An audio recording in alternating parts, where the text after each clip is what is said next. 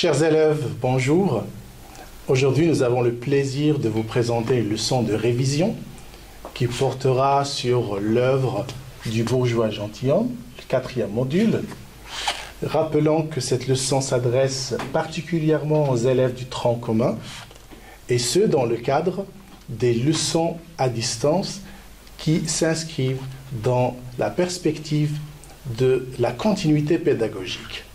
Rappelons tout d'abord que cette leçon sera consacrée à la lecture et dont les objectifs seront de reconnaître la composition de l'œuvre, personnages, composition, les rôles, le système des personnages, etc.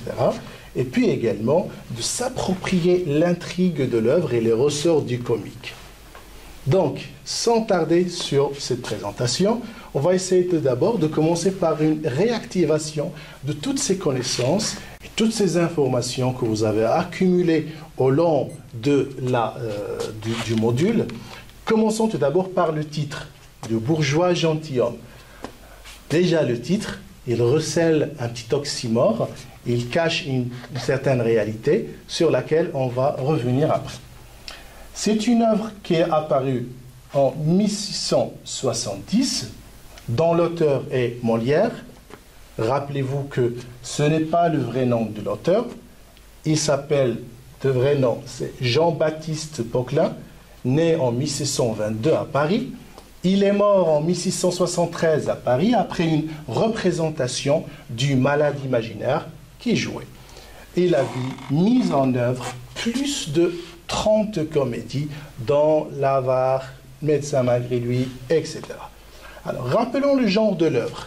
Le genre, c'est une pièce théâtrale, mais le sous-genre de l'œuvre, c'est une comédie-ballet construite en 5 actes, conformément aux exigences du théâtre classique. Cette pièce est classée dans la catégorie de la comédie, vu son sujet, sa composition, sa structure et la dominante des différents procédés comiques et alternance de musique et de danse. Donc, comédie-ballet, donc il y a la comédie, tout ce qui est dramatique, le jeu dramatique, et ballet, c'est-à-dire tout ce qui a rapport avec la danse, la musique. Rappelez-vous que les deux ingénieurs de la pièce, Molière et Jean-Baptiste Lully également, le célèbre compositeur de l'époque, ils ont œuvré tous les deux pour donner naissance à cette comédie-ballet présentée devant le roi à l'époque. Les principaux thèmes dont regorge l'œuvre: snobisme, l'amour, l'argent, mariage, adultère, querelle, pédagogie, déguisement, maître-valet. Alors, pour devenir un gentilhomme, M. Jourdain, qui est bourgeois, tente de calquer son mode de vie sur ceux qu'il admire, sans borne et sans discernement, à savoir les gens de qualité, expression qu'on va ressasser au long de la pièce. Alors, pour intégrer cette société dont il est exclu, la société de la noblesse, le bourgeois s'exclut lui-même de celle dont il est issu. Concernant l'intrigue et l'unité de la pièce, rappelez-vous qu'il y a deux intrigues parallèles qui se tissent parallèlement, l'une qui est apparente, celle de M. Jourdain, et l'autre qui est tacite, et c'est l'intrigue réelle, celle des couples qui vont tenter de se marier à la fin de l'œuvre. Alors, pour ce qui est l'intrigue de l'apparence, M. Jourdain prétendant acquérir un titre de noblesse et voulant conquérir le cœur d'une marquise, il deviendra Mamamouchi, et la femme qu'il courtise épousera un autre homme sans qu'il s'en doute. C'est objectivement un échec, mais par M. Jourdain, dont la quête trouvera son dénouement heureux dans l'imaginaire. Concernant l'intrigue réelle et qui se tisse à l'insu de M. Jourdain, c'est la quête parallèle de 3 couples. Celui de Nol, Dorante le comte, Dorimène la marquise, celui des jeunes maîtres, Cléante et Lucile, fille de M. Jourdain, et celui des valets, Coviel et Nicole, dont pour tout le monde, le mariage constituera un dénouement heureux. Alors, pour ce qui est la composition de la pièce, rappelons que cette pièce est composée de 5 actes. Je viens de le dire, conformément aux mesures et à la poétique classique du XVIIe siècle, chaque dramaturge devait respecter les normes que vous avez déjà, bien sûr, étudiées. Alors, nous avons 5 actes. Le premier acte contient 2 scènes. Le deuxième comporte 5 scènes. Le troisième, on en a 16. Le quatrième contient 5 scènes. Et le dernier qui contient 6 scènes. Alors, pour ce qui est le résumé des actes, nous allons essayer d'être très concis pour ne pas perdre de temps dans les résumés détaillés des scènes. Alors, pour ce qui est l'acte premier, Monsieur Jourdain, bourgeois de son état, souhaite devenir gentilhomme et pour cela, il suit des leçons d'un maître de musique, un maître à danser, sans vraiment saisir la subtilité de cet enseignement. Pour le deuxième acte, l'arrivée du maître d'armes, qui est convaincu de la supériorité de son art, le ton monte avec l'arrivée du maître de philosophie qui essaie de réconcilier par son arrogance les trois qui se battent. Il apprend cependant à son élève comment se prononcent les lettres. Donc, son élève, c'est Monsieur Jourdain. Le maître tailleur vient parfaire cette métamorphose, cette transformation de Monsieur Jourdain par un nouvel habit à la mode. Dans l'acte 3, on va découvrir le nœud, et l'action est vraiment très engagée là-dessus. Il s'agit de cet accoutrement, bien de cet habillement, l'habillement de Monsieur Jourdain qui provoque la colère de sa femme. De plus, les prêts, cet argent octroyé au comte de rente, finissent de l'irriter. Celui-ci vient justement réclamer de l'argent et Monsieur Jourdain s'exécute car Dorante favorise ses rencontres avec une marquise, Dorimène, dont il est amoureux. Alors, Madame Jourdain veut que sa fille Lucile épouse Cléante, mais son mari, Monsieur Jourdain, le repousse car il n'est pas gentilhomme. Dorimène arrive alors, persuadé de recevoir de Dorante ce que Monsieur Jourdain lui offre. Pour ce qui est quatrième acte, Madame Jourdain interrompt le festin. D'accord? Elle va mettre fin à ce festin qui est donné par son mari à la marquise et Coviel, le valet de Cléante, déguisé, annonce alors à M. Jourdain que le fils du grand Turc, Cléante, lui aussi qui est déguisé, souhaite épouser sa fille. Alors, pour se rendre digne de cet homme, le bourgeois doit devenir mamamouchi au cours d'une cérémonie burlesque. Arrivons à ce qui est cinquième acte, dans lequel Madame Jourdain et Lucile vont résister tout d'abord au mariage des deux amoureux, mais ensuite, quand elles vont reconnaître Coviel et Cléante, un ballet annonce le mariage du fils du grand Turc avec Lucile, ainsi que celui de Dorante et la marquise Dorimène.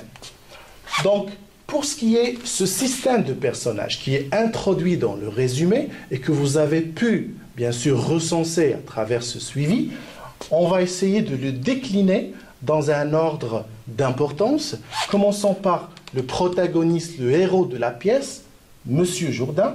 Alors, qui est-ce? C'est un bourgeois de Paris, vaniteux, naïf et capricieux. Il aime les flatteries nobiliaires, il veut devenir un homme de qualité. Pour cela, il a engagé des maîtres, des enseignants, des professeurs qui sont chargés de lui enseigner leur savoir et d'en faire un homme raffiné et instruit. Toutefois, les maîtres exploitent son ignorance et sa sottise. Il veut devenir l'ami d'un noble, Dorante, qui en profite lui aussi. Le comte Dorante, c'est un noble, mais quand même, il est pauvre. Donc, il essaie de soutirer l'argent de M. Jourdain. Alors, il en profite pour lui prendre son argent. Il désire aussi séduire une marquise qui s'appelle Dorimène. Donc, vous voyez, donc, le projet de M. Jourdain, c'est un projet énorme. Il veut à tout prix aspirer, prétendre et intégrer la noblesse à travers ses différentes œuvres, notamment la séduction de la marquise Dorimène. Alors, il se montre prêt à toutes les folies pour conquérir cette femme de qualité. Il décide de commander un nouvel habit qui va avec sa future condition et s'oppose au mariage de sa fille Lucile avec Cléante, car il veut avoir un gentilhomme pour gendre. Madame Jourdain, la femme du héros, c'est une femme simple et sensée. Elle est contrariée par les extravagances de son mari. Elle lui conseille de chercher un époux pour sa fille au lieu de s'intéresser à des cours qui ne sont plus de son âge. Alors, elle veut le bonheur de sa fille, Lucile, et elle veut la marier à Cléante, dont Lucile est amoureuse. Alors, Lucile, bien évidemment, c'est la fille de Monsieur et de Madame Jourdain. Elle est amoureuse du jeune Cléante. Elle se brouille avec lui, se réconcilie encore une fois, hein, les intempéries de l'amour avec lui et finira par l'épouser. Nicole, quoique servante, mais c'est un personnage très important dans l'œuvre, hein, et c'est voulu par le dramaturge. On va voir que Nicole, la servante de la maison de M. Jourdain, elle parle devant son maître, d'accord? Donc, elle n'a pas honte de parler devant lui d'une façon décontractée, sans complexe. Elle lui tient tête pour défendre le bon sens. Elle se plaint du trop grand nombre de visiteurs qui salissent continuellement la maison. Elle aime Coviel, elle aussi, elle a un cœur, et le valet de Cléante, et finira par l'épouser. Alors, arrivons maintenant à Cléante, qui est un personnage très important dans l'œuvre. Alors, c'est un honnête homme, il est amoureux de Lucile, et il jouera la comédie pour assurer le bonheur après le refus de M. Jourdain de lui donner la main de sa fille. Donc, sous prétexte qu'il ne soit pas un gentilhomme. Donc, grâce à son valet Coviel, il se fera passer pour le fils d'un grand Turc, prétendant ainsi appartenir à une classe noble étrangère. Et c'est grâce à cette manigance, à ce complot qui va être tissé à l'insu de M. Jourdain, qu'il va réussir à obtenir la main de Lucile. Coviel, lui, c'est un valet. Rappelez-vous, valet, marquise, comte, ces titres de noblesse, ces titres sociaux, pardon, sont des titres qui répondaient aux exigences et la composition, l'organisation de la société française à l'époque, notamment au XVIIe siècle. Alors, juste un petit rappel, pour parenthèse, donc à la tête, vous avez le roi, vous avez le système ecclésiastique, vous avez la noblesse et l'aristocratie, et finalement, vous avez le tiers-état, auquel appartient M. Jourdain dans la classe de la bourgeoisie. Donc, on veut passer de la bourgeoisie à la noblesse, c'est-à-dire, donc, le projet de l'ascension sociale, c'est un projet vraiment très clair, d'accord? Donc, je reviens à Coviel, qui est un valet qui appartient au tiers-état, mais bien sûr, qui est le valet de Coviel, l'honnête homme. Le valet de Cléante, il est aussi il est confident, il est conseiller de Cléante. Alors, il devient ainsi le maître de la comédie, de la turquerie, notamment cette mascarade qui va s'entretenir à la fin de la pièce et à travers laquelle qui sera instrumentalisée pour duper M. Jourdain. Alors, pour aider son maître à avoir la main de Lucile, il imagine alors de le déguiser en grand turc, d'accord, et de l'introduire dans la maison pour honorer M. Jourdain, en lui offrant cette distinction de Mamamouchi. Coviel, lui aussi, il est amoureux de Nicole, la servante de la maison, et finira par l'épouser. Pour ce qui est d'Oronte, rappelez-vous, le comte d'Oronte, l'ami de M. Jourdain, l'ami de l'argent de M. Jourdain, c'est un comte ruiné, il n'a pas l'argent, il est pauvre, sans scrupules, il est un peu effronté, il fait tout pour avoir l'argent, il entend bien profiter de la naïveté de M. Jourdain en lui empruntant continuellement de l'argent. Alors, il désire épouser la marquise d'Orimène et se substitue à M. Jourdain pour offrir à sa maîtresse un dîner et un régal en exploitant les sentiments de M. Jourdain à ses propres fins. Dorimène, la marquise, elle est courtisée par M. Jourdain. Les dépenses de Dorante, payées par M. Jourdain, ce qu'elle ignore, l'inquiète car elle est veuve et hésite à se marier une seconde fois. Mais à la fin, on va voir, elle va se décider, lors de la cérémonie, cette turquerie de mascarade, à épouser Dorante. Les maîtres engagés par M. Jourdain afin d'être réhabilité, de devenir un gentilhomme. D'abord, le maître de musique, on va découvrir au début de la pièce, vers la première et la deuxième scène. Le maître de musique, c'est un homme pratiquant l'art pour gagner de l'argent. Il considère M. Jourdain comme un moyen facile de s'enrichir et il a composé avec son élève un air que M. Jourdain voulait offrir à la marquise d'Orimène.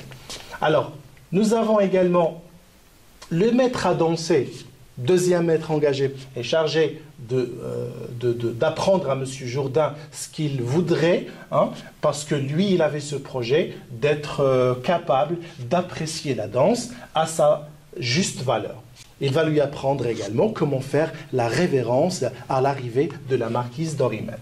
Le maître d'armes, lui aussi, il enseigne M. Jourdain l'art du maniement de l'épée, comment utiliser, comment manier les armes, notamment l'épée. Il affirme que son art l'emporte sur tous les autres, ce qui provoquera une dispute entre lui et le maître à danser, et le maître de musique par son mépris pour leurs arts. Le maître de philosophie, lui, qui est censé être sage, ce n'est pas vraiment un philosophe, c'est plutôt un rhéteur. Il transformera la dispute avec les autres maîtres en bagarre lorsqu'il décrétera la suprématie de ce qu'il appelle philosophie sur les autres arts. Alors, il enseigne à M. Jourdain les voyelles et leur prononciation lui donne des conseils ridicules sur la façon la plus jolie d'écrire un billet doux à Dorimel. Le tailleur qui va fabriquer, qui va concevoir les vêtements de M. Jourdain, il les a confectionnés. Il profite, lui également, de la naïveté de M. Jourdain, en lui affirmant que les vêtements qu'il porte sont des vêtements qui sont les parures des gens de qualité. Sachant que M. Jourdain, c'est quelqu'un qui a un grand engouement pour l'apparence et les snobs. Voilà. Pour le convaincre de les acheter, alors, il lui démontre que ces vêtements sont portés par les gens de qualité. Ce sont des vêtements qui vont le rendre ridicule aux yeux de tous les habitants de la maison. Les garçons tailleurs, hein, les garçons qui aident le tailleur, ils aident M. Jourdain à porter son nouvel habit. Ils lui extorquent également de l'argent par la flatterie et en le gratifiant de divers titres de noblesse.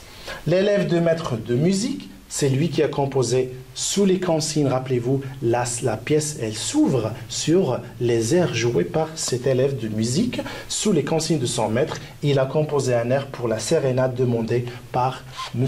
Jourdain. Donc, les deux laquais maintenant, l'élève du maître de musique, elle va jouer un rôle qui n'est pas très important, mais quand même, c'est lui qui va assurer cette sérénade, d'accord, ces notes qui sont en concordance avec ce que voulait M. Jourdain, ce qu'il voulait présenter pour la marquise d'Orimel.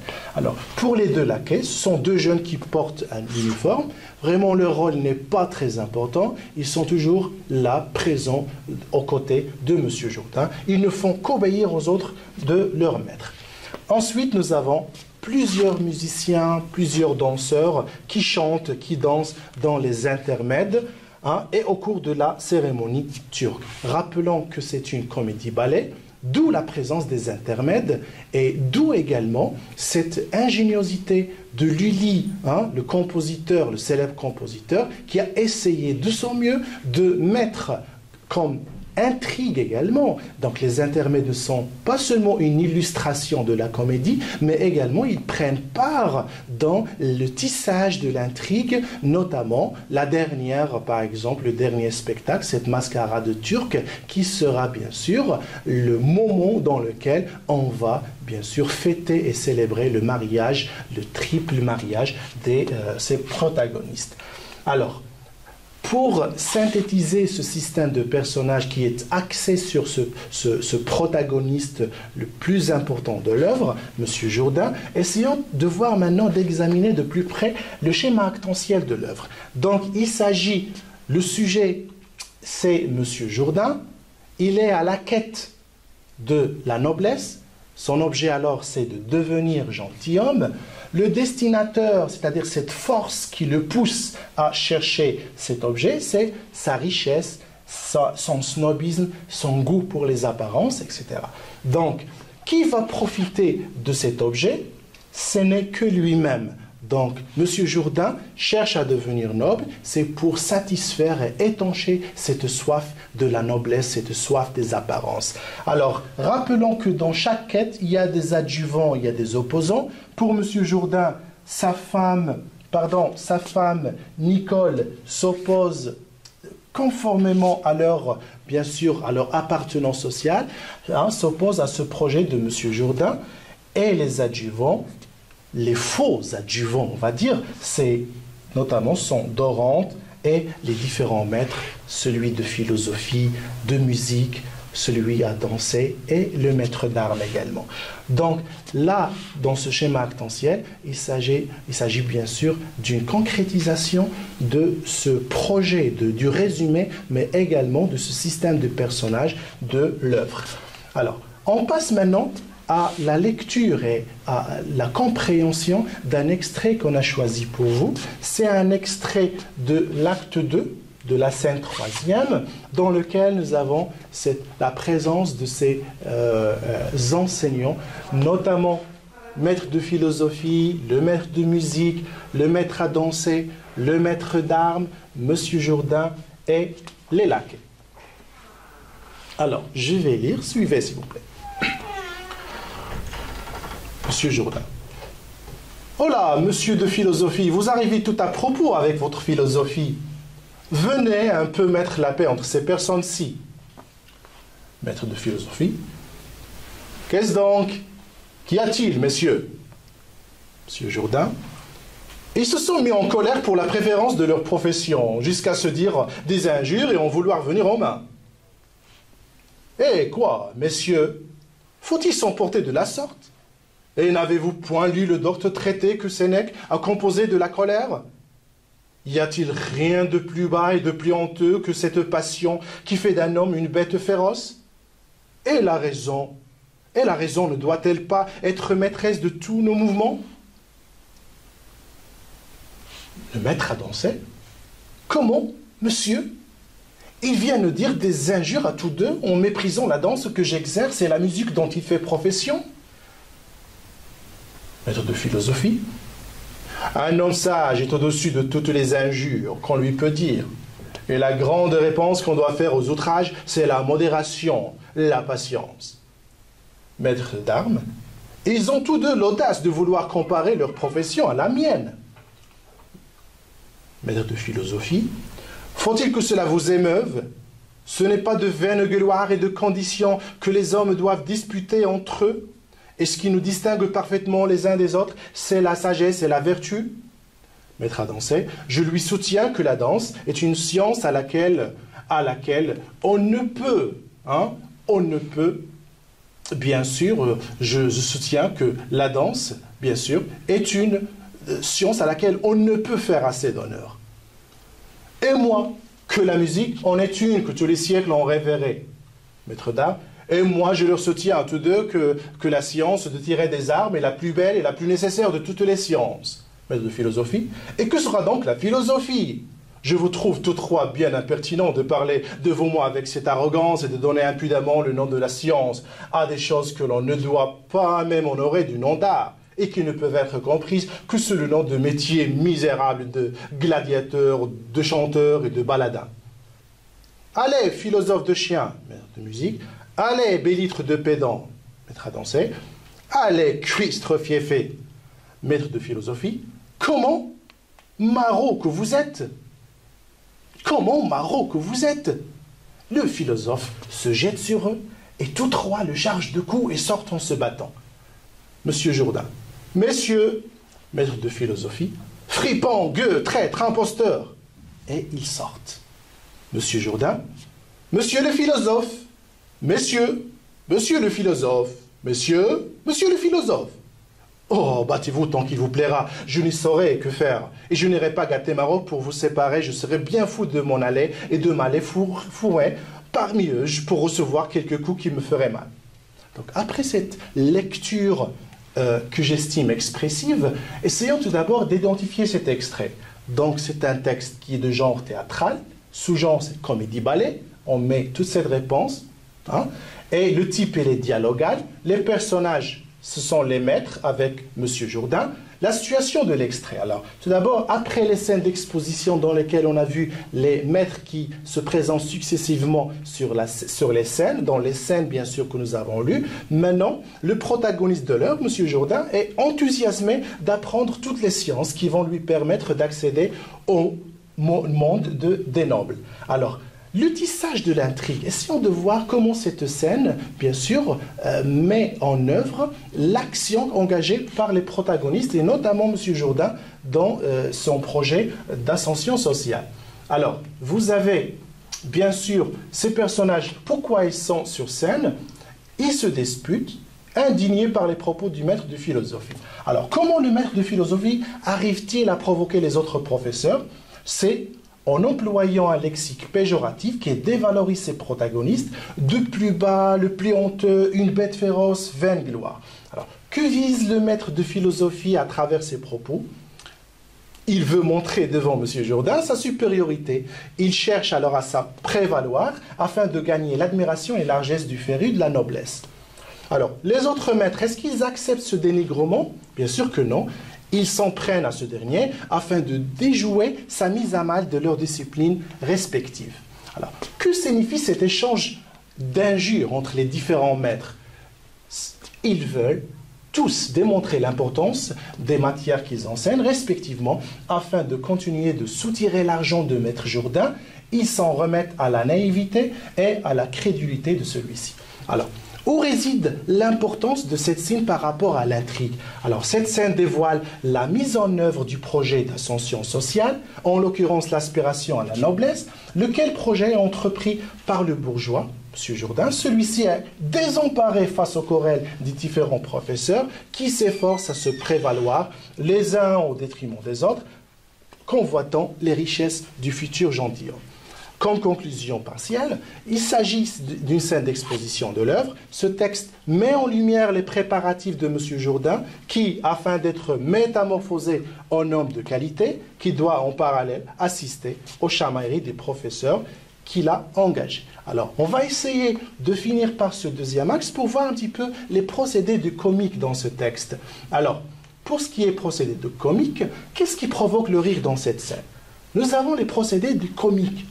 Bien évidemment, le comique de situation, notamment l'attitude maladroite de M. Jourdain qui reste incapable de contrôler et de calmer ses professeurs, la bagarre entre les professeurs, les coups, la violence des rapports qui apparaît à travers l'utilisation de phrases nominales et exclamatives, le comique de caractère, celui de M. Jourdain qui est obsédé par ses apparences, il n'arrive pas à participer à cette querelle pour conserver son apparence, le comique du geste, notamment la contradiction entre la sagesse enseignée du professeur de philosophie et son attitude colérique, des adultes qui se battent comme des enfants, et finalement le comique des mots, la présence de son champ lexical des injures philosophes, par exemple chien, bélître, etc. Donc là, le registre qui ressort de ces procédés, c'est le registre notamment comique. Alors finissons par cette synthèse. La tournure de la scène qui fait d'elle une scène comique, avec les attitudes et les gestes des personnages. Le comique dans la scène n'est pas arbitraire, au contraire, il a une vision plus profonde, celle de critiquer. On peut annoncer que Molière fait la satire en représentant d'une manière comique les défauts, les vices des personnes réelles, à titre d'exemple la vanité, l'hypocrisie et la stupidité. En peu de mots, la satire est considérée comme une prise de conscience des défauts afin de créer un changement et corriger le monde. Chers élèves, cette séance touche à sa fin. Nous vous remercions et à bientôt.